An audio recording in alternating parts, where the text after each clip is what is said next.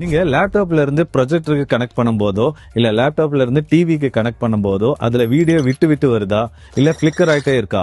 அதுக்கு காரணம் இவனா கூட இருக்கலாம், HDMI கேபிள் தான். HDMI கேபிள்லயே நிறைய டைப்ஸ் இருக்குது. ஸ்டாண்டர்ட் HDMI இருக்குது, ஹை ஸ்பீடு HDMI கேபிள் இருக்கு, அதுல ஆப்டிக் ஃபைபர் HDMI கேபிளும் இருக்கு. ஏன் HDMI கேபிள்ஸ் இந்த மாதிரிலாம் தொந்தரவு பண்ணுது? ஃபர்ஸ்ட் 15 மீட்டர்ஸ்க்கு அதிகமா நீங்க கேபிள்ஸ் போட்டீங்கன்னா தொந்தரவு வரும். சீப் கேபிள்ஸ் போட்டீங்கன்னா தொந்தரவு வரும். இல்ல ஃபேக் டூப்ளிகேட் ப்ராடக்ட்ஸ் போட்டீங்கன்னா உங்களுக்கு தொந்தரவு வரும். இந்த மினி HDMI ல இருந்து பெரிய HDMI நீங்க கரெக்டா கன்வெர்ட் பண்ணலைன்னா இந்த தொந்தரவுகள்லாம் வரும். இதை சரி பண்றதுக்கு என்னதான் பண்றது?